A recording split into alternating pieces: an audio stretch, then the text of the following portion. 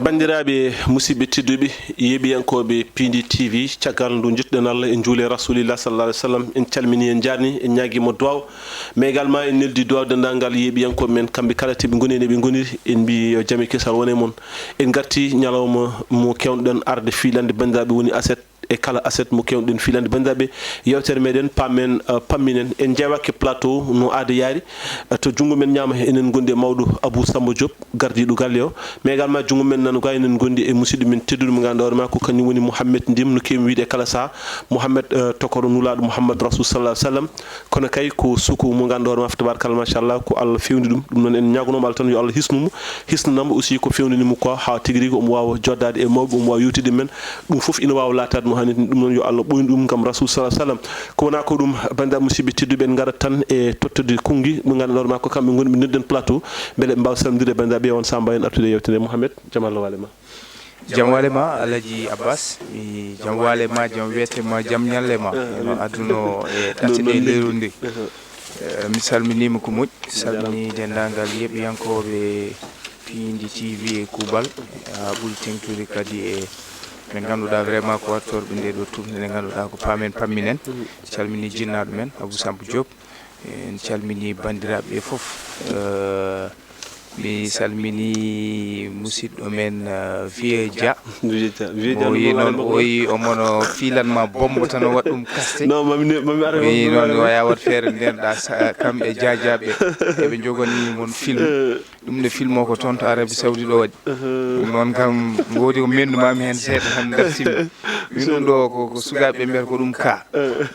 ɗum noon koɗo ka wat feere ndenɗa kamɓe diadiaɓe salmini min calmini bandiraɓe foof ñagade yafuye mataw en keɓano tawtorede no e mo ganduɗa ko lewlal communication tawi on sahade joguino hoɓɓe ɗum noon vraiment min beltima kadi e yiide moon hani Abou Gaye mawɗo Abou Gaye Abou Samba Diop mawɗo baba Abou Samba noon kanko Abou Gaye koko folimo mi nani commentaire uji ɗi toujours ɓe garta e defte ɗe mbiya yo haale defte ɗe yo haale defte ɗe en gandi kam so tawi ko ɗum compétition wonno sa rennaki mbiyen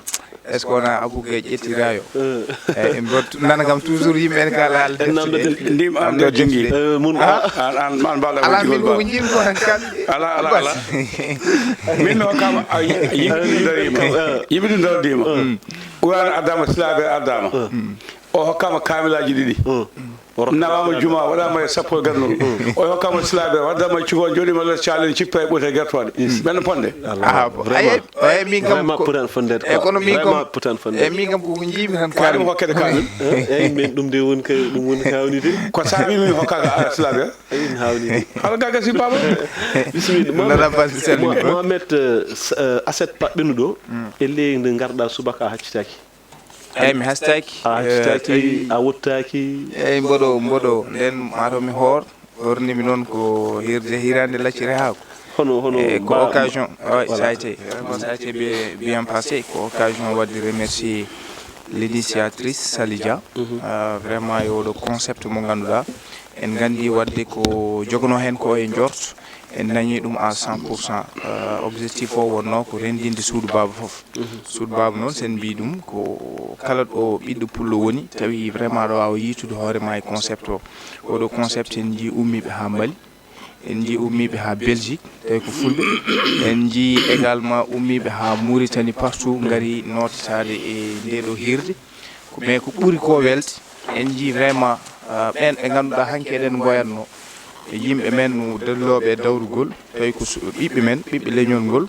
enen keewi so tawi en duusi ɗumen haaɓe keɓoyi dow e mbasa yettitade ɓen ɓe ganduɗa kañumen pusnoɓe en jii oɗo événement autorité ji ganduɗa ko jaggue mawɗe e laamu ngu gaari vraiment garde fayida gaari notade ko ganduɗa ko leñol ngol noddi koɓe gaari notade wadde vraiment ko hollude wadde jorto ene joga e gueɗe baɗe nani ene mbawi vraiment rentinde leñol ngol tawi kadi fayida o ko ƴelliti fina tawa o aada o ɗemgal ngal e ko way noon Abbas ko noon mawɗo Abou Samba Diop assalamu aleykum wa rahmatullah aleykum salam wa rahmatullah noon mi sikki an a deeyaka par ce que baba mo sikki wonɗo deeya ande bugani hemɓe ala omo heewi coro omo mofo hunde ɗo yiɗa fof sasagano waɗa ñamde aɗa yiyami haali ha waɗe nder saako en lacci en non so fotte jaɗo woya tamɓe tan nomo wawi deey ɗum waɗa ko waɗa ɗum yaade makko a jarama ka moƴƴa a jarama femi salmini bandiraɓe ko wi tan ko 12 on anje jeeɗon kono wona mbawka ko haalte ɗo ko wona wonde fanniyanke sariye wona wonde fanniyanke won gueɗe kono noon so tawi neɗɗo wiyama jikki Allah tan noon ko yaako e ma kadi ko ittuɗo ne yeewen tan jaafoɗon gaccumaki no fewi wona mbawka ko waɗi ko wonko ndima haali joni e hirde e hirande ma temps jaaƴo haale ko saabi wiyaka ñalawma e bottari ko saabi wiyaka subaka e kasari hirde e hirande ko yahata ko kala baɗɗo galle e nder leñol men hanki wiyete kayne waɗi hirande wiyete kayne waɗi bottade hay somo defa ñande fof dimorol jamma o waɗa gosi wiyete ko galle hande kayne waɗi hirande hir fof ha wayno hoton ne jaggi ha tiiɗi ko nden noon ɓe mbi bottare suuti kasare suuti nde wonno hirande wonko ne mum ñande ma en kaaloy ruttade laccire ha ko en kaali noon ha koye ɗi mbayi hewde ni no ɗi mbayi hewde e meɗen sapato en ɓago en uulo en no fel mbaalo en siringo en e ko nandi hen kanƴi fof lamɗo majji ko ha ko ñaw ɗum so attama e leñol men wona fuutanke tan wona goɗɗo ñaw kadi waalo ɓuuri welde to banggue haako ko ɗum waɗi ko waɗa ko mi wino ñande en wona ñamdu ndu addi yimɓeɓe ala addi yimɓeɓe ko salija baɗɗo miijo ngo eɗen jettamo jetto joguiɗo to fuɗɗima wona ɗo haaɗi so haqqille miijotako feɗɗittako so neɗɗo yurnitako hoonotako so haqqille miijotako feɗɗittako so neɗɗo yurnitako hoonotako o waɗi ko o jaggena tiɗigol woni lawol tataɓol hitande fof ne ɓeyɗo en jettimo e ngoɗo miijo e jarnademo e rendinde ko kalɗen ɗo joni ko wino ñande hen ko Sénégal e Mauritanie e Mali fof ndendi Sénégal e Mauritanie ko jiidigal maayo wona keerol 58 ɓe gummi ɗo faade Mauritanie ballodiral Senghor gam ɓe keeɓa indépendance radio ngo wonno ko Saint-Louis radio Mauritanie laamu ngu wonno ko ɗon mutta wuldada avocat étranger ko ɗon wonno fof ko ɗo hebla nawaɓe balla heɓe keeɓe jeytare par ce que ko eɗen jiiti jamma arti bandum en jii oɗo bandar debbo Coumba Mayiga makko joni o notima dow inde mabɓe kala fédération ndi Mali wonno 58 59 caggal communauté nde fusi leyɗele ɗe jalti heddi Sénégal e Mali waɗi fédération 59 60 fusi nde leydi fof ƴetti indépendance mum en jii malinajo ari wadde ɗeɗo koyɗe katane ɗe hirde nde rendini wona hunde tokosere ko jarde haalde ha yaaji hay sono farno bandiraɓe notima jonde nde yooɗi feewi yuɓɓi yimɓe jiitude e koye mumen laawol fof no ɓuura fewde en jettimo kanko Sali en jarnimamamo jetto joguiɗo fuɗɗima wona ɗo haaɗi mi yetti dendagal arɓe ɓe jetto kadi keeriɗo faade Moussa Somo Koser Moussa So almudo Adama Samba Daɗi holko saabi ko kaɓirɗe kutorɗen ɗo ɗo gonɗen machine ngaji makko ɗiɗi kesi pulnane e galle he ha ko ɗum saabi eɗen monta eɗen pewna eɗen jaltande yimɓeɓe wadde sen jii balluɗo en ɗum walli en ha eɗen cakta ko cakten ko en jettat jomum mi yettima noon kamɓe foof arɓeɓe kono kadi kanko jetto keeriɗo nde bamodi invité mo ɗo o ari min jewtidi o wi baba holko cohli ɗon kalanmomi kanko hokkimi rendez-vous rond point Yoff ɗo bureau e won ɗo gay mo itti machine ngaji ɗiɗi o totti en noon ɗen jettamo ɗen jarnomo o hokkani en yenno galleji men defen ñamen walla colture men suka men o walliti ko leñol o walliti ko liggotoɓe yo mballu yimɓeɓe wadde hande o wadde hen participation makko kamɓe fof no ɓe jettama e kuuɓal Sali jarnama en jetti no wi joni ko debbo mottanajo ummi ko Belgique woni Coumba Yaw nalla Boubou Hamad Seye ko soyetta ko pullo peroje so neɗɗo yettama soowiyama ko perojo jaama goori lakki ina anda ko joom gueɗal saabu ɗon fulɓe kewani kono fayida mabɓe famɗani ko soninkoɓe ɓurɗon hewde kono fayida mabɓe famɗani so tawi kadi to banggue duhol ko pullo peroje to banggue kosam ko pullo jooɓo eɗen gandi holko jooɓe pirti e nder pulagu e holko feƴe pirti e nder pulagu en jettimo en jarnimamamo en jetto joguiɗo fuɗɗi mo ala ɗo haaɗi goori lakkinaɓe kala e bandiraɓe meɗolnaɓe baggue en e nokkuji kewɗi ma e gartu hen so tawi Allahu lamɗo jaaɓi en jetti musidɗo men malinajo ceerno Ousmane La mo ganduɗa ko joom Jok TV garɗo addoye kosam Mali wi so Sénégal yewima sali e kumba ndefi haako kamɓe ɓe gadda ko samone keddam ɗon bababou mboɗo yetto ɗon no feewi Vespo distribution mo Bamma Dramé kosam gadane mo ganduɗa ko kañum dillata vraiment e kosam gadane enen Vespro distribution ko entreprise mo ganduɗa ko jeeyi ɗum ko Bamma Dramé ha joni ɓiɗɗo pul mo ganduɗa gueɗe concept o yibade ko ɓiɓɓe fulɓe mbaɗata ɗum ɗo hirde hirande laccire haako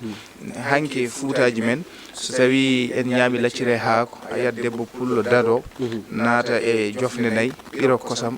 yimɓe tuftoro ɗum donc ɗum ɗon kanko no yi mo o adda hen vraiment contribution makko woni oɗo le gadani mo ganduɗa bababou haali ɗum joni d'accord kono jaam omano tan wona paani o adda kalis makko o kuppu biye makko letto o addi jawdi ha heewi o waɗi hen o hutti o dayi kanko surtini laccire ndi kanko dayi wallude sali hollude kanko ko ɓiɗɗo pulago no weela mo en jettimo jaadimamamo kuma boyo kumba ina e jaam ñalla kanko lewal jolɓe mo dayi ɗum nimsata ɗantoɗo ngay ngabba mbaɗi araɓe ceybowo fulɓe no mbiyanno ni hanki en jetti Diallo Amadou Jooli e suddi muɗum Diallo Dieynaba Oumar e So Kumba Mamadou e Bari Fati Mamadou ɓe ko suddiɓe mabɓe suddiɓe makko en jettimo en jarnima mabɓe en jettimo no feewi jetto joguiɗo fuɗɗimala ɗo haaɗi en jetti bandiraɓe tartako Ferlo e bandiraɓe men ɓe ganduɗa koɓe Samba Nguma e bandiraɓe hoddi mabɓe foof en jettiɓe jetto joguiɗo fuɗɗimala ɗo haaɗi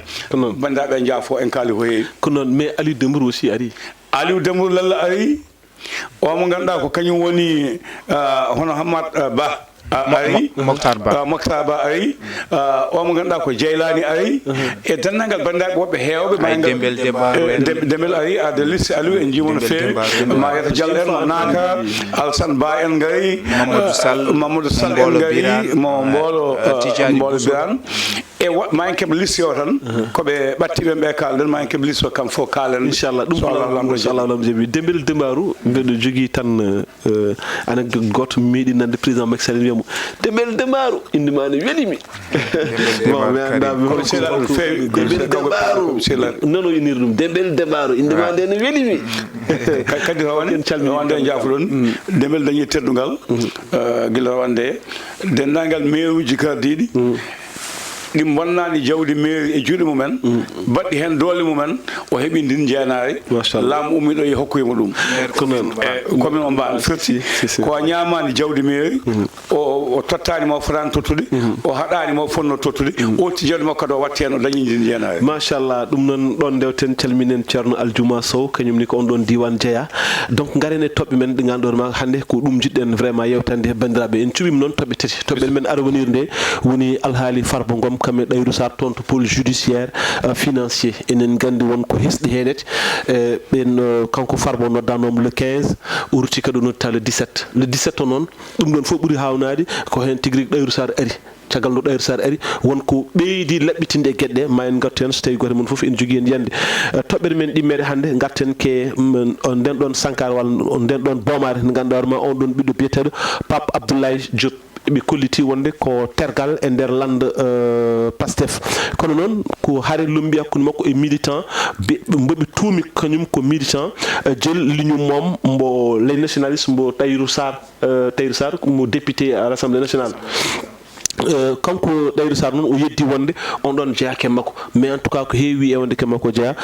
nden gonɗon warga noon waɗi ko toon to dowle France ma en gartu hen ƴeewen holko saabi ɗum beele ɓiɓɓe Sénégal naaɓe ɗiɗi ene poti yaade ha caggal leydi en kaɓa ha ni goto ene yooɓo fittande goɗɗo ko wona ko ɗum garen e toɓɓere men besikko nden ni puɗɗirɗen woni plan Diomaye pour la Casamance enen gandi won wiiɓe e wonde kono tolno e 53,6 vraiment waɗama exécuté ɗum wini ko directeur makko directeur général ANRAC mo ganduɗa hoorema ko kañum ardi on ɗon alhaali e jullu mo ganduɗa hoorema kanko Bassirou Diomaye Diakhar Faye omon jogori waɗi tum beele ko ɗum woni sababuji walla ala e nder hen nden ɗon toɓɓere ma en esa ƴewde holko woni enjeu ji ɗi e beele ne waɗi enjeu politique walla ko enjeu économique woni toon ɗum noon inchallahu rabbi ma en gara en bisikki mataw puɗɗirɗen nden ɗon toɓɓere so tawi ene haalini ɗum Mouhamed Ndim bisimilla ma eyyi jiɗɗo président de la république Bassirou Diomaye toon to Casamance mbiyeten tan o yaɓɓi koye felo e ganduɗa ko adiɓe mo e laamu ko ɗo ndewno sen gaddi histoire guila e Senghor ha yetti Macky Sall ha e makko woni mo ganduɗa no ɓerni ko no troisiéme alternance sa ƴeewi Senghor kañum e laamu mum vraiment ne waɗanno rencontré to banggue sud wawde yaade toon surtout wadde rencontré le ɓen ɓe ganduɗa ko les agriculteurs wonande ɓen ganduɗa ko dilloɓe e ndema e ko way noon Abdou Diouf eɗen gandi kañum ne waɗanno tourné ha noon ɗo Saket hawri e caɗele ɗe ganduɗa ko aduniyankeru ha Sénégal waɗi ko mbiyata ko plan de redressement structurel Macky Sall ari Ablaye Wade kañum ne vraiment en jii surtout e caɗele hakkude mum e ganduɗa ko MFDC en jii kañum ne vraiment en darino hen mais ɓurɗo quand même wadde des preuves e ko way noon ko Macky Sall nde o ari waɗi plan de relance pour la Casamance en jii vraiment réalisation ji watton surtout to banggue infrastructure sanitaire etc et mais surtout aussi que wadde addude ko yiyete ko apaisement to banggue hakkude leydi Sénégal e men ɓe ganduɗa ko MFDC en jii golle vraiment baɗaɗe hen ɗe jii darde o mo ganduɗa ko Kandé finalement ita kanko général Kandé nawa New Delhi mais ko ɓuri ko wadde fayida ko artirde les déplacés en ɓe ganduɗa ko dongoɓe nokkuji mumen mamaji mbawa artirede sababu dogol sababude dogol MFDC ko way noon jomumen totta koɗorde gartira mais aussi mbaɗa ko yiyete ko nduusa beele mbawa jooɗade tawi kadi ene wonde e coppereje koye noon beele jomumen mbawa jooɗade même to banggue psychologiquement jomumen foof ɗofta e on banggue beele mbawa jooɗade andi Casamance eɗen mbawi wiide ko ɗum exception so tawi en mbiyat to banggue sa ƴeewi géopolitique sa ƴeewi hen sahaji ɓe mbima Casamance jeeyaka e Sénégal ɓe mbima Casamance min jiɗi heɓde indépendance ɗum woni darde MFDC en sa ƴeewi to ɓattugol mabɓe ko wayno Guinée Bissau ko wayno en toon ɗo ganduɗa ko Gambie en e ko way noon ɗum waɗat hen sahaji aɗa nana yimɓe mbima min hen Casamance min wona Sénégal naɓe walla ummotoɗo Casamance hen sahaji aɗa nana so tawi ne ara ga e Dakar walla e wonde ɗum ɗo ƴammaki ɓene jaaha Sénégal donc a andat won déconnexion gonɗo hakkude mabɓe vraiment e leydi ndi e ko way noon mais foy wadde noon kala président garɗo aɗa rema loorema par rapport e nokku o heddi noon kankone en kaali Macky Sall ko waɗi en kaali kanko Diomaye ko annoyi ko waddi enen gandi Casamance kañum ene jogui importance baɗɗo capital leydi Sénégal ɗon ɗo ɓerni ko ɗum grenier du Sénégal to banggue surtout ndema ɓesnoje e ko way noon nde o ari kankone e discours makko à la nation holliti wonande mo waɗa plan de Diomaye pour la Casamance sawi emo imi ko abbi e 53 milliards caɓanɗe joyi e tati milliards tawi ɗum ɗon waɗete koye on projet beele wawde vraiment webtinande gurdam kamɓe ɓe ganduɗa ko wonɓe toon e on diwan mais wawde kadi ha joni wallude surtout ɓen ɓe ganduɗa ko lorinoɓe e jangguji e ko way noon hayso tawi a haali joni ɓe kolliti to banggue ko fuɗɗa ko gollede après nde ɗum waɗa lancé ko fuɗɗa ko gollede e ko way noon sa ƴeewi chiffre moɓe dokki o aɗa wawi won koye déjà andi koye terme d' exécution total 46%. min kam ala information puɗɗimi yiide ko waɗi ko impact ko puɗɗi ko wadde hayso tawi ɗum ne hawnimi peut être en ƴewtoy mais ko foyi waɗ noon eɗen paami ko hunde moƴƴere enen coyniɗen hen tan ko Casamance koye Sénégal jeeya donc ɗum ɗon kam ko hunde ganduɗa beela sikkani aussi comme par exemple ɗum mbiyata ɗo Casamance ke mabɓe jeeya beela sikkani ko ɗum woni à chaque fois président ji kala président garɗo wi yo wat toon hunde sababude comme par exemple haade wiyoɓe e wonde Casamance jeeyaka e meɗen beela andine Casamance ko ga e Sénégal jeeya beela sikkani ko ɗum woni effort aji ɗi président ji mbaɗata aɗa andi enjeu o ko en kaali joni MFDC MFDC darde mum ko gam Casamance wawa heɓde ko yiyete ko indépendance e Casamance jeeya ko Sénégal voilà donc ɗum ɗon nan ɗon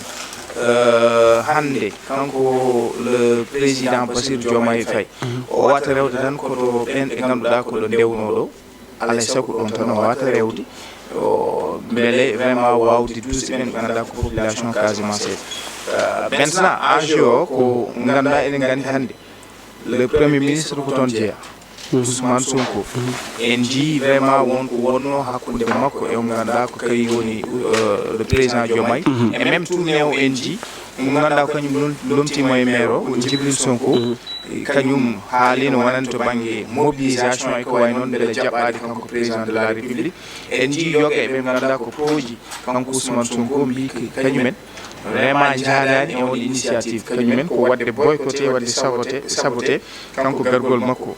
on ew donc holon Sénégal gonɗen président mo ganduɗa kañum hay so tawi ne waɗi ndero politique nan toon schéma ji politique nan toon kanko Ousmane Sonko ɗon ɗo yaha mo yiilo 3 millions mo ganduɗa ko adhérent e ɗum ɗo makko Pastef peut être ngam heɓloyade élection ji garoji kanko Diomaye eɗen gandi oɗo plan o haali ɗum bien avant que ɗeɗo caɗele ene gara fo e wanno eɗen gandi ko ɗum ɓamtare Casamance hay so tawi to banggue politique no ɓe mbiyata ni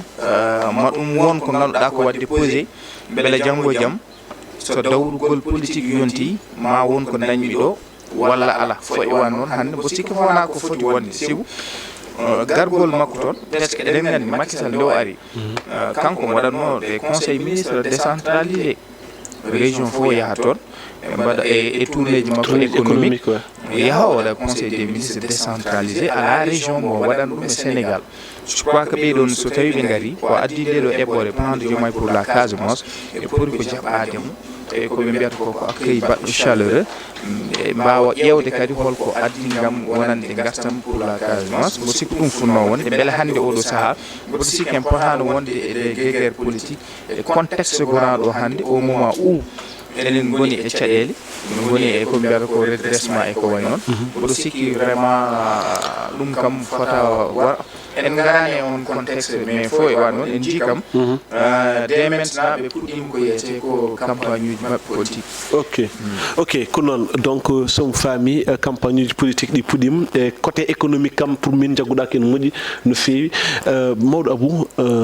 gila dawa tawi premier ministre so tawi comme par exemple président ene waɗa ko wiyete ko tournée économique e premier ministre kañum hewno ardade henete min ngol lawol ele sa ƴeewi premier ministre meɗen o wayno nanngude e gueɗɗe no wayi no foti ni wayirde mi anda so tawi a faami ko jiɗmi koyɗo Allah famen par ce que gila nden ha joni hay goto bon min bok ala fof ɗo nanta wonde premier ministre nana haala e tournée économique ko ganduɗa seulement noon o yeehi wonde yoɓe jabbo Diomaye peut être wali makki yoɓe jabbo Diomaye ok yoɓe jabbo Diomaye Casamance holko mbawɗa famminde men henete et surtout aussi an aɗa andi vraiment guila Senghor ha Macky Sall ha guila Senghor ha Macky Sall kala président garde meeɗi rewde tonete kalan hen ko goo koko baba wi e ko namdiɗa ko premier ministre wasa idade jeeyde hen walla wodano haaldi so yimɓe kaaɓi luurdi moni fof yidata koko bonnanta goɗɗo o e kono ɗum woni bonde politique e woni ko an ɗum woni bonde politique wonde Sonko jeeya ko Casamance walla ko to mairie mum o haɓa e Diomaye yo Diomaye yaa toon liggo ko moƴƴi waɗi fayida ha daña succès ha ɓeydo dañe makko doole woto ko ustinimo ɗum ko politique ne wawa ƴewde ɗum honka yidana fof e hubtidine nde kowona ɗum ko yo o e jaɓɓo fonno hande o ko kanko o yiɗo yaade o tawe toon no jaɓɓo si o jaɓɓo kadi wasa leelde ha goɗɗo wiide yo yimɓeɓe jaɓɓe nde fuɗɗo yaadude hen so yaadi so yaadan ɗum ko Allah andi ɗum kono kam kala ko wawi wonde hen sinno ko oɗo saaha joni wonno beele maɓe ndendano ɓe mbaɗa oɗo kalis ɓe nawa toon ɗo ɓe kaaɓi ɗo wadde ɗum fewjano ko nde ɓe beldi nde ene paamirami Diomaye nawani cuuɗi mumen nawani cuuɗi moon nawani Jolof nawani Tamba nawani Saloum nayi ko cuuɗi mabɓe en ñingata saabu cuuɗi mabɓe ko Sénégal jeeya kono sinno beldal no wonno kamɓe pewjinno ha joni beldal no woodi kanko iddotono toon wadde firti konko weldaka to banggue weldaka noon ina wawi jibinde hunde kala ko wona ɗum ko mataw ɓe paami natti wonde bonande jawdi saabu en keɗima Ousmane Sonko no haalanno ko heewi e yimɓe landaji mabɓe hewɓe wiide ɗiɗo tourné ji batteɗi koɗi bonande jawdi so nini Macky Sall waɗata ɗum de tourné économique ko bonande jawdi guila gasoil batteɗo hen guila directeur jawoji service aji ɗi ndawa e indemnité ji batteɗi hen ɗi ɗum kadi no wawi taw ko banggue politique kono so tawi ɓe garti hen hande o so wona noon tawa ko Diomaye yiiɗi yo waɗa kanko o yiiɗa so tawi jomayo kañum yiɗi o waɗa kanko yiɗa tawa miijo ngo wino ko bonande jawdi ngo omo heddi hen so tawi noon omo yiɗi wadde ngol miijo firtima so tawi kadi o wi woto waɗe Casamance firti ko nde pewjata nde kamɓe nandirno joni ɓe natti nandirno est ce que ƴetto jag privé le yaha on miijo wonande oɗo tourné économique ko ɗum bonande jawdi eyyi jinno wiide ko binot noon quoi ko ɗum ko yino gila ko ɓooyi eyyi ko ɗum addata ɗum aɗandi déjà ɓe mbaɗini hen yiyata ko ɗum assise o haalino ɗo même ɓen ɓe ganduɗa ko yowoɓe mission à l' étranger yo mbayno par rapport ni to banggue ƴettude business class e ko way noon laaɗe diwaji ene jogui ɗo taƴana e même eɗen gandi mamdi gouvernement so tawi a nelama e mission a yalti leydi ndi ñalawma fat jum taƴanteɗa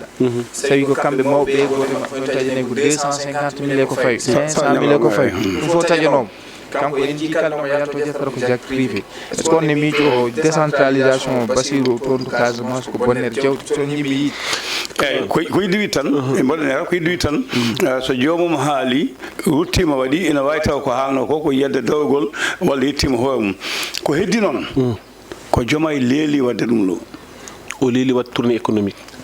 o leeli walla so tawi ko jillugol ngo e nder leydi ndi saabi ɗum ko Senghor hade mum laamade waɗi tournéji e nder Sénégal fof hakkude Lamine Gueye nde beldi hande kaɓe nde yettima nokkuji andi Lamine Gueye jeeyi gure tewɗe ko jolfo ko joguiɗo yimɓe wawa hawde hen kañum fayi dow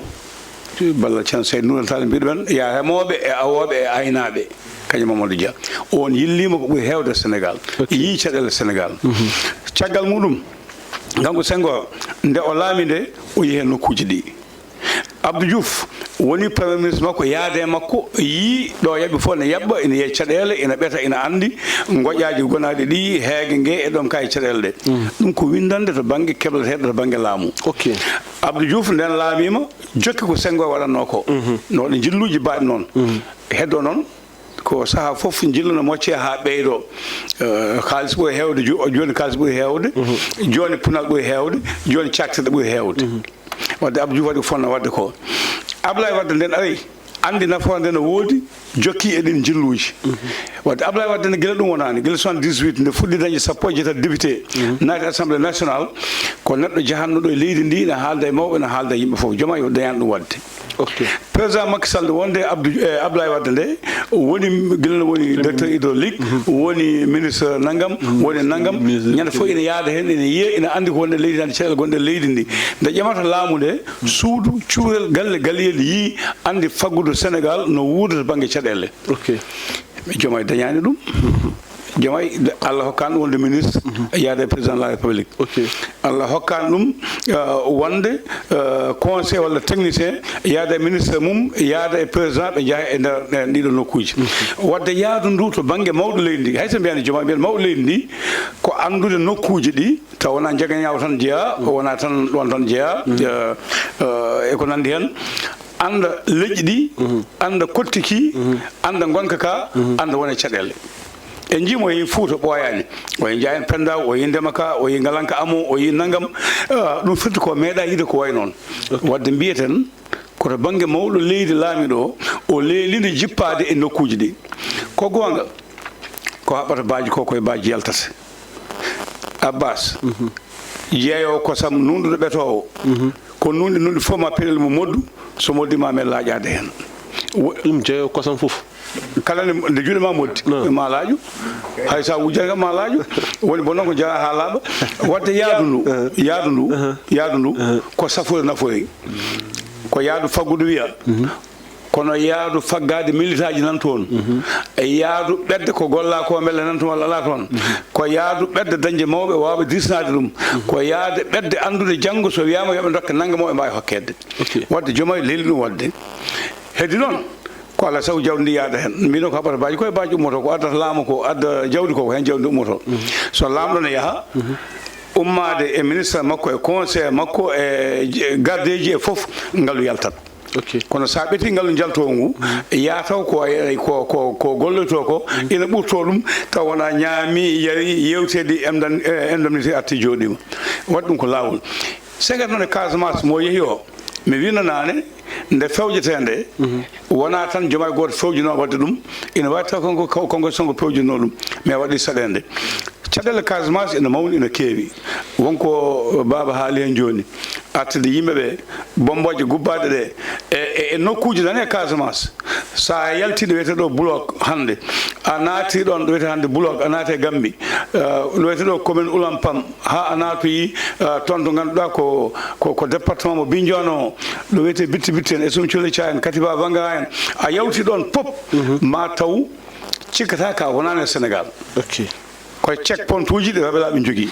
so wona ko fusnowo wande e koya kala ko neɗɗo haalanma hen sa yiyani a wawa ɗum famde way kono koye leydi gonɗi gonɗa ni wonɗo galleji perti wonɗo koɗanɗe boni wonɗo jawdi nawa wonɗo galleji kala ha laaɓi ha wonde condi e wadde so tawi dañama e kaldi e battinoɗe ɗe ko sengo honkuno ko Abdou Diouf ronki Abdoulaye Wade ronki Macky ronki so Allah yo Allah hokkoɓe fatange ɓe mbawa wadde fewe ha ɗum decca ɓe garta nokkuji mabɓe saabu Casamance koye men jeeya en mbawa sertude ko noon Casamance kemen jeeya mi yi ɗiɗi e namde ɗiɗi joguimi henete namdal gotal ngal woni beele aɗa jaggui haqqille ma ko wiya ko comme par exemple 46%. aɗa 46% so wiyama waɗama exécuté fitti ko presque moitié walla bom hayso tawi yettaki moitié o kam ko heddi koye moitié presque 4%. beela ɗum en naati haqqille walla hono pammiɗa ɗum non mi wawa woɗɗoyde ɗum an ko saabi sa waɗi posé a tottiyama hane a neldi law a yawani ƴewtoyade yimɓe tinani ina wawi wortade tawa tinani nde mbiɗa noon gare jeehe huuɓe amoɗo udditoyande nden ko nden tan yimɓe gandi mi anda holde projet o fuɗɗa mi anda ko dattina e makko ɗum waɗi mi wiide wonde 46% yeehi walla yahani mi wawa ɓedde ɗum so tawi noon 46% liggama hen yo Allah hokku en taw kala projet mbaɗaɗo ina waya noon ha yetto 50% ha yaawa saabu ko enen wallata taliji men ɗiɗo joni taliji ɗi a yiyat joni duuɓi joyi joni tali goto hitande fof ko fewna ina bona fewne ha ɓooya ndungu tawa bona fewne ha ɓooya bona en jii sanciji dartiɗi ha heewi ɗum koye laamuji ɗi foof so tawi noon en dañi hankanti heɓoɓe projet ji ɓe mbatti hulɓinede walla mbatti hulde wonde sa liggaki ina hepte juuɗe ma ko jawde laamu ina wawi jomum en kaño mbaɗa hono ɗum ɗo ina wawi kadi taw koto banggue politique walla tawa neldanoma ko adinde haalande mi wawa ɗum yawde ko noon ɓeydanta hen tan ka ganduɗo Casamance par ce que wonko limtuɗa ɗo woyi ko no amiɗi wadde Casamance mboɗo andi Casamance no fewi mboɗo andi Casamance wiide mboɗo andi no hulɓini walla mboɗo ɗeɓi andude Casamance oɗon saaha mi yewta wonde ko wiyete ɓe jiiɗi koye indépendance ko OMFDC kamɓe ɓe guiɗima miijade indépendance guila Sénégal suwa taw miijade le peut parler de Marsassoum Ibou Diallo en Emile Badiane en kamɓe ɓeɗon sossoɓe ɗum ɓe ndemɓata ɗum nde ko guila Sénégal woni jimade Farais kamɓe ɓe goni jimade Portugais kamɓe guila Bissau wadde ko miijo ɓooya miiɗa gartan hen kono wonko gandude toon seeɗa tan inchallah garen e toɓɓere men ɗimmere woni ustugol e dutugol e joomum walla gonɗon on ɗon jeeyi bannoɗo toon to France ha on suggor ko biyeteɗo Pape Abdoulaye Diop o hawre ladial taw sa gonduɓe vraiment baddanno mbo waddanno noon tumama wonde jeyake jelliñum moom les nationalistes mo ganduɗo ma ko Tahirou Sarr ardi ɗum Tahirou Sarr on noon sen mbimi wona Tahirou Sarr mbo ganduɗen walla Tahirou Sarr Fouta ko Tahirou Sarr député eyi doyen mboɗo sikki ko hunde wande regrettable deux Sénégalais ko sukaɓe ɓe ganduɗa ko Sénégal nan d'après ni kanko baraɗo mataw ko ɓiɗɗo goto wonno jinnaɗo donc en jii ɓe mbi ko oye ko nationaliste oye ko patriote andi ɗe moƴƴi goto maɓɓe foof hande hewɓe hen ɗe illitoro wonde patriote wiyete ko patriotisme tawi sa namdimo ɗum wawani waɗandema détaillé holko woni le patriotisme holko woni patriote holko firti patriote ɓe ganduɗa heddi tan ko ɗum hankadi hokkama hinde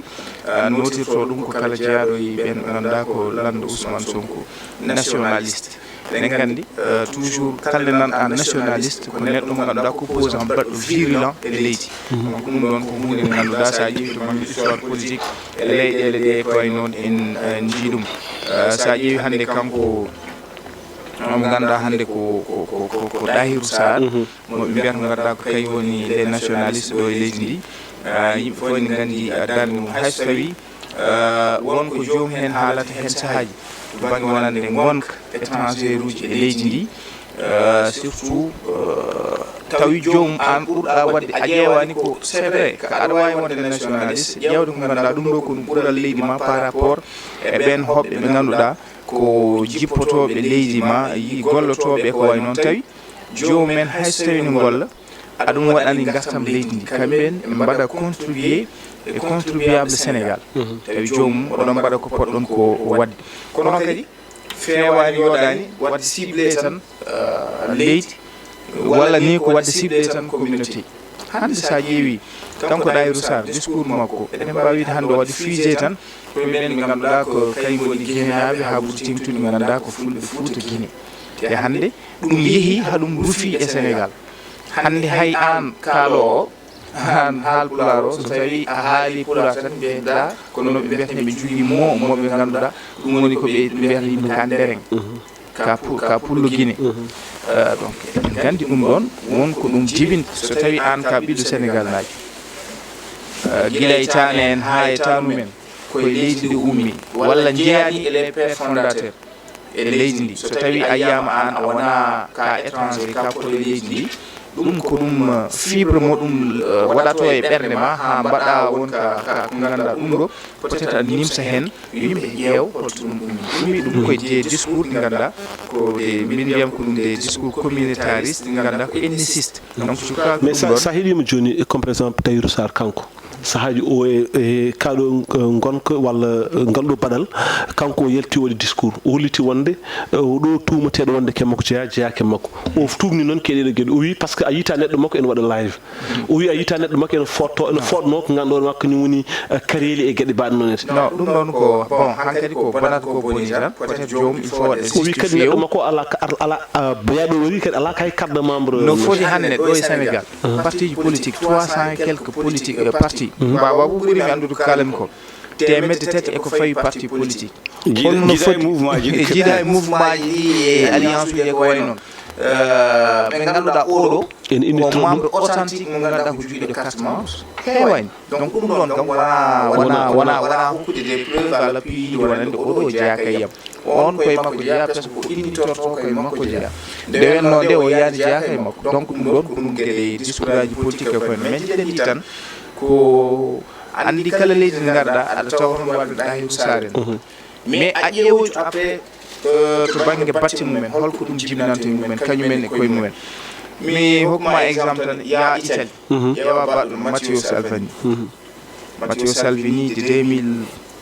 mbo mbiyatmi ittami tan ko hedde 2013 perna ha 2024 mo gonɗen yimɓe fof ene gandi darde mum kañum ko neɗɗo gañoɗo hoɓɓe surtout noon ɓe ganduɗa ko migrant en aroɓe e laaɗe e ko way noon holɗo wattidi ƴeewa France baɗɗo Marine Le Pen holɗo wattidi aɗa wawi ittude ɗum e yeruji kewɗi e leyɗele ɗe donc a tawat joomum andi leydi foof ɓiɓe mum koko jaltade ɗanno Sénégal hande oɗo discours mo waɗata tenir no fori ɓiɓɓe Sénégal naɓe goni Gabon no fori ɓiɓɓe Sénégal naɓe goni Guinée même par ce que woto jejji tan ko wayni waɗi ha yogay Guinée naɓe ummi ɓiɓɓe Sénégal naɓe wonɓe toon ɓe jeehi toon puɗɗi fusde bagage uji mumen ɓe ganduɗa ko tawireɓe wonɓe toon duppi ɗumɗoji mumen wadde addata ko ɗum gueɗe ganduɗa addata ko ɗum caɗele min je crois que leydi ndi ko mbiyata ko démocratie ko gon koye démocratie gonɗen aɗa jogui droit wonde ɗo jeeyeɗa aɗa jogui droit wondude mo beeleɗa kono noon hen sahaji kadi alay saago ƴeewen ko mbatten ko tenir to banggue discours ƴeewen ko mbaɗen par ce que enen ken ɗanniɓe Sénégal ɓesguji men par ce que sa tawi a yiyama Sénégal sa ƴeewi hitande foof ko ɓesguji Sénégal les étrangers ko mbaɗata ko contribuer to banggue faggudu Sénégal ɗum hay donc ɗum ɗon so tawi tan a waɗi on statistique je crois que so tawi neɗɗo ɓeeti ɗum ƴeewi ma won ka waɗani tenir to banggue haalaji par ce que aɗa andi an ɓesguma honum koko yalti mboɗo sikki ɗum ɗo wona hunde fonde wonde heddi noon ko goto e mabɓe fof ene foti ƴewde vraiment ɓesgu mum mais malheureusement hande ɓeyɗo Pastef nande les patriotes e ɓen ɓe ganduɗa ko les nationalistes en jii oɗo virus gonɗo e mabɓe ummini koye mawɓe mabɓe par ce que sa ƴeewi Ousmane Sonko kande yalti haali yimɓe nangat kunude haala ko non kanko Idahiru Sar wadde alay sago lambe men ene poti yawde vraiment statut kambe ganda ko ardotobe to bangi gedde dawrugol landaji ko way non tay ko kanyumen mo bar sukabe be fori wadde kuule de ganduda do jomum ana fori wonde responsable ha ko ganda do a fora wadde tenir et aussi NG Ousmane Sonko élection législative vraiment wali don profité parce que ndaw haala étranger ruuji kini e ko way non malgré Ousmane Sonko yimɓe ganduno darde mum mais NG wali exploité don e ɓe ganduɗa ko ɓesnuji guine par rapport e janggude e joggande ɗumen wombude ɗumen ha hokki ɗumen hakkillaji deyi wadde est ce que ɓenne mbaɗani contribué ni e ɗum ɗoji Ousmane Sonko par ce que en jii ko Dahir Sarr haalno hen ko en jii ko jabti hen ko jiɗɗi tan ko fata wona hunde fonde wonde ko hunde vraiment yimɓe waɗata regretté kono kadi laamu ngu en foti ƴewtade kamɓe mawɓe ɓe koɓe tottata ko sukaɓe to banggue needi ha ɓe jalta wadde gueɗe ɗe ganduɗa kadi ko kamtuɗi ɓesgu Sénégal naaɓe ɗiɗo yaltude fonnoɓe yaade pagguyo gartira jaa toon hayso tawi jiiɗani parti par ce que parti ko hunde tan ganduɗon ma ko laaɓi min mi yiyata ngol lawol wi ngol lawol ɓuuri yawde an mbiyata ngol lawol ɓuuri yawde dans les normes so rewi lawol so tawi parti ji politique en goni nokku moƴƴi ko kala parti politique wi e wonde min ko ɓamtade jiɗimi sa wi ko ɓamtade jiɗa min wi ko ɓamtade jiɗimi sen kaaɓi wone men tooñ par ce que en waɗi quand même au moins wonto poɗɗen ɗo fottude woni ɓamtade donc ɓiɓɓe Sénégal naɓe ɗiɗi jaa ha caggal leydi kaɓoy toon ha ni no waɗa wara hoore ɗum holno jiiruɗa ɗum mawɗo mo wa kam yoɗani kala ɗo waɗa moƴƴani fittande ko Allah jeeyi ɗum hay fittande mbuubu walla ɓongu e fittande nde fof pote Allah koyno tan ceerno ɗum ga henna kanko jaaɗo yo Allah yirmamo ya fawmo haalnamo aljanna en kuɓidaki ko saabi wago ngo e jeddi hakkude mabɓe ɗi bonande noon hay goto jaɓata ɗum jeyde sino wonno hannde ko on ƴetti prix Nobel de la paix walla ƴettino naggam walla dañi naggam e naggam o so meɗen sodde ga kartal ma o wi koye amo Dia o koye amo Jeya e kono hannde haade ko bonande goo fof ene ɓokka bonande nde padden ha loskitoɓe loskita ganden holto ɗum heedi joni kamɓe gonne heddodirde ko heddi ko kanko Dahirou Sarr e kalton ko min kanko ɓurmi wowde e Dahirou Sarr pula o Dahirou Sarr oɗo ɓurɗa oɗo ɓurmi andude bisimilla e Dahirou Sarr mo ganduɗa ko hoore fonde o bisimilla kanko ɗo Dahirou Sarr amin ganda no feewi amin jewta no feewi min gonɗa ha 3 heures jamma ha 4 heures ha 5 heures jamma no wawi ɗo miijo on ɗomin jaadi no wawi won ɗomin jaadani ɗomin jaadi ko hoɓɓe e nder leydi so koɗo ari naate leydi yo ande holi kanko ko gollata holto jippi e hol jaatigui makko ɗum ko koɗo gaddaɗo leydi ɗumen leydi gonɗi no foti balɗe o waɗata ɗo enen ɗo e marché ɗo gonɗen ɗo no foti bonandeji mbatte ɗo jaafuɗo mbiɗa wiide gananaɓe wiyaɓe ko nigérianaɓe naggam e naggam o hande luwi ɗo hande mbaɗi moɗo yaade leydi to banggue sécurité yo ƴeewe awoɓe ɓe koɓe gaddata noɓe gonirta e ko nandi hen moɗo yaade makko kanko Dahirou Sarr ɗo Sénégal no ne yoɓa hedde 800 walla naggam 1000 banggue séjour to Gabon to Congo to Côte d'Ivoire tan ɓuri famɗude e nokkuji goɗɗi mbaɗi noon kala ɓiɗɗo Sénégal woni wonko yoɓata no waɗa e leydi ndi permis de travail walla dañde résidence mum walla ha saba naggam o hay sen mbawa fondade ko Gabon naɓe namtan ko Congo naɓe namtan ko enen so neɗɗo e leydi men minen waɗɓe Côte d'Ivoire seeɗa ɓe ɓe jiiden ko guila nden 82 ko 600 francs wonno ene joguino yimɓe ganduɗa ko ɗum service mumen par an ala jeewo jiltoɗo a soda kartal tan sulmala jiɗa fof ka jaggueteɗo ala kala ɗo mbawɗa wonde min mboɗo yaade makko yo won koɓe mbaɗi hay soko seeɗa ɓe wiya noon yet pote ɓe par ce que leyɗele ɓuyel ngaalu eyyi kono noon ɗum min komi ɓooyɗo miijade ɗum kila wona ɗum ɗo goto banggue wagoji ɗi en ganda ɗi en jikku watteɗo ko jikkuji kewɗi en jangguinama taw jangguinen ko ummi caggal leydi ken cuusano watte mbadde wadde en ɗo henna alluwa neɗɗo goto e suudu jamma ɓe gona temedere mbaɗa kalisaji bonɗi eɓe mbaɗa goɗɗum e mbaɗa hankkandi ha musibaji ɗi ne keewi hen mi yadani e makko e sifa kadi ko kalami ko sonalemo ande min kaldi ɗum de makko ko haalpulaar omo jonde haalpulaar ha heewi wonde guinenaɓe tan e Libanon Syrie en ko ɓe ɓuuri wawde haalde jofade won certaine guinenaɓe e libanaɓe ɗen gandi hande sa yi hande Kaolack hande leƴƴi guidiɗe ɓoyde famille Fares en famille ji goɗɗi ha heewi nanɗo e leydi ndi ɗin ko ɗo ɓe jibina ko ɗo ɓe mawni ɗo jignaɓe mabɓe gonno koɓe sénégal naɓe no meeɗen ni to banggue kayitaji par ce que sénégal naɓe no jibina France ne jogui kayitaji France nan jibina amérique jogui kayitaji amérique jogui kayitaji italie keddoto noon koye kuule France e kuule italie en keddima Sadio Mangane hanki invitama ɗo o wi ndeɓe ƴetti sukamaɓe France ɓe gaddi ga e Fouta ndulmaji ɓe batti addude ga tubakoɓe mbimi nattata wallude on sabu komin jinno e suwaɓe mon koto banggue needi amen on battinaɗo mbaɗa needi moɗon wadde on jalti aada amen jinmi wiide ko sénégal naji gonɗo France joguiɗo kayitaji o heddi koye kuule e nder leydi France wadde ɗo kamɓene libanien jibinaɓe ɗo ɓe wonno mabɓe mbawa yiwde hande o par ce que ko kayitaji sénégal ɓe jogui kono noon kadi guinnaɓe jogoyi calimi tan ko suɓade kinde ɗiɗi e on banggue ɗum woni komin jaadani hay son komin sehlaɓe min kalda min jewtida emin kalda 3 heures jamma 4 heures jamma kadi mboɗo yettamo wonnodemo e Pastef o yii ko metti mo o suusi mboɗo yettamo ɗum suusi salade yaɓɓede anje jasede fewi lawol mum haala ko ɗum woni député koye mabɓe wonno ko par ce que wonno o natto yiyede hande ɓe peccima ɗum ko parti mawɗo wonta togos wonta mawɗo kala landa mo neɗɗo woni yo teddu hen o nemo hen hono hen jogo hen fayida machallah Allah jarama on jarama enen keddira toɓɓere wotere te hojomaji ene dogo no fewi no fewi no fewi toɓɓere nde kadi ene waɗi fayida no fewi woni hakkude Farba Ngom kame Ɗayrou Sarr mbo hoore fonde toon to pôle judiciaire financier caggal nde ɓe jeehi tonete en nani ko haala hen par ce que Farba waɗano convoqué le 15 uruti kadi o artira le 17 te kanko ndo waɗande convoqué le 15 ko haalduno koye mabɓe a faami caggal kay avocat ji makko kay kolliti ko wonde kala ko namdano o haali kanko Farba Ngom Abbas a jarama jafoɗami ni tan haami famnoma mbiɗa temps oga simin mi haalta hen ko juuti baba haalata hen goo ko wiyano o ƴetti o bojini kalis laamu ko ala e kayitaji ɗi ɗiɗi Ɗahir Sarr laɓɓitinimo wonde koɓe liggodirtuno ko Ɗahir Sarr laɓɓini hoore mum ko wiya ko haali holno liggoyi laɓɓitini hoore mum wiyama wi kañum wona kake laamu jogui laamu kañum ina rewa laamu tant de milliards yoɓe lijjit ɗum wadde ko wonno hen ko fof ko niɓɓino ko laaɓi leewi heddi ko holko saabi ɓe jagga ha o saaha joni heddi ko saabi holko saabi ɓe goppaka jaggede ɓe lebbi poɗɗini ɓe namnaka ɓe namne ɓe laɓɓina ha laaɓa ko ɓurno hulɓinade ko ala e kayitaji mabɓe ɗo hankanti ko justice mbiɗen yo lawol waɗe yo lawol waɗe yo lawol waɗe ko noon yo lawol waɗe yo lawol waɗe Mouhamed Ndim eyyi ka Farba Ngom Ɗahirou Sarr de mboɗo sikki en jooɗima ɗo no foti mi anda no foti plateau ji mbaɗɗen hen toujours goyen mbiyen neɗɗo omo jogui ko lawol wiyata ko présomption d'innocence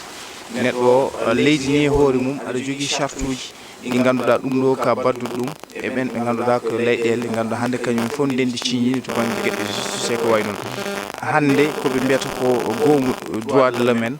wonko mbaɗi exigé e kala leydi to banggue ko mbiyata ko fodde neɗɗo o présomption d'innocence ko poɗɗa ko tottude ɗum ɗo ko kañum jeeyi hay barɗo neɗɗo ana jogui lawol ana jogui fodde nde foti hokkede e ñawoje leydi eko way noon le cas de Farba Ngom ɗum fof eɗen gandi en kaali en kalti ko ɗum gueɗe dawrugol par ce que gila nde ɓe nanga gila e awwal ɓe nanga ɓe yimɓe gandi ɗum ɗo woni koɓe nanguira en goyi ɗum ɗo so tawi mbiɗen ko kalis dewɗo toon to trésor public kalis kay so tawi ummiɗo trésor public on ɓuuri labde vraiment so tawi an a yiyama kalis ma ummi ko trésor public min pamani oɗo transaction a nanggama te eɗen gandi trésor public ne waɗi l'ordonnateur des dépenses kañum ha joni anda ko holon donc guilay toon eɗen gandi ko politique donc en jii surtout yeehi hankkadi ha waɗi empiré cellal ɓandu mum joom de dossier ji expertise waɗama onon on mbaɗi dossier on noddi médecin haalnimon cellal ɓandu joom ha hande on jii vraiment santé mum waɗi état de santé mum waɗi dégradé en jii Ɗahirou Sarr ari kanko Farba Ngom wari o haalni o laɓɓitini Ɗahirou Sarr ari ɓeydimo waddemo blanchir bi dewraɗo 200 milliards ganda kañum yi ko laamu ne jogini ɗum 600 milliards en gandi kam ɗum ɗo wona haala donc ɗum fof e wat noon ko enen gandi ko ɗum des dossiers politique wona ɗum noon fuɗɗi ko en ciif guilay Samuel Sarr en guilay Dan Sarr en guilay ɓen ɓe ganda ko hande sa ƴeewi les champions de l'économie kamɓe fof eɓene cuuɗi au moment où an hande aɗa yaha e marché de lieo mowa ana tottuma ngaalu tawi goto e mabɓe ɓanno Ɗahirou Sarr ne wawi tottudemo ɗum tawi ko ɓiɗɗo leydi ndi c'est malheureusement ana yimɓe fof ene gandi ene yurmini kono fof tan e wan noon hannde oɗo saaha eɗen paadi vraiment ɓe mbaɗe relaxé ɓe gaccite ɓe keeɓa wellitare kamɓene so tawi eɓe jogui kamɓene poti rewde laamu ngu so tawi kamɓene eɓe jogui plainte uji walla eɓe jiiɗi rewde laamu ngu beele ɓe keeɓa foddeji mabɓe ko way noon ɓe ndewa laamu ngu kono hannde oɗo saaha kam eɗen gandi ala fof ko joƴƴiniɓe toon to suudu dumbir en ñaguima tan yo Allah yaltinɓe dow jaam beele kadi vraiment leydi ndi ko mbiyata ko démocratie wawa fofde leydi ndi elhaji ko noon mataw dernière question parce que il faut que watta ɗum relancer woni comme par exemple beela sikkani comme par exemple hannde ko marɓini ko ɗis ko marɓinde économie men ene jeeya hen ko vraiment nanggunde ɓeyɗo e kadi nanggunde ɓeyɗo par ce que ko ɗum doléance wonno wonande Ousmane Sonko par ce que kala nokku ɗo arno o wino e wonde ko ɗo mbayrata wadde campagne walla ko ɗo mbayrata ɗuminde walla so Allah jaɓi mam waɗema naggam te ɗum ɗon laatima élage a ƴetti compagnie énergétique West Africa Energy eɗen gandi ko ɓiɓɓe Sénégal naɓe mbaɗno contribué a ari a joƴƴini a sohi Dayrou Sarr a sohi hannde malheureusement oɗo parti hannde ko kala keɓɗo teddugal eɗen gandi eɓe jogui hinde nde ɓe tottanma ka gujju ka way noon mawɗo Abou ɓuuri kam andude seba goo nde naati Sénégal Dayrou Sarr ko kañum nanni ɗum ɗo Dayrou Sarr goto Dayrou Sarr ok donc ko ɓooyoɗo guila e marchand ambina ha Allah yettini ɗum to yetti ɗo waɓe no Hadimba Lok Afrique waɓe no ɓen ɓe ganduɗa ko hannde Dan Sarr en e woɗɓe ɓe ganduɗa ko hannde ɓen ɓe ganduɗa kañumen ponno wadde contribué e ngaalu Sénégal mballa kanko hooreji leydi ndi e on plan de redressement moɓe mbaɗi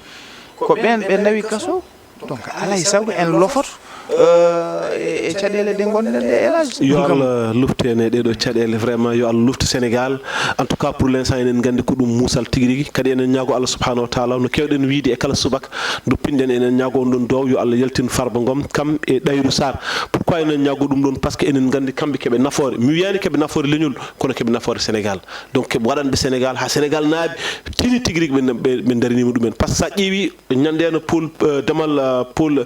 judiciaire financier ƴewata ko kala leñol ari ɗon gam wadde soutenir mo ganduɗa makko kañum woni Farba Ngom e Dayrou Sarr ɗum noon yo Allah yaltinɓe teɓe gondi wona place mabɓe en ñaguima bandiraɓe yafuya so tawi wonko woni e yewtere nde en tout cas ko fodde salminde e jarnade e wa ƴettude konngui moɗon tan mbiyen Allah jarama on jarama inchallah rabbi ha aset pado sallallah amde jaɓi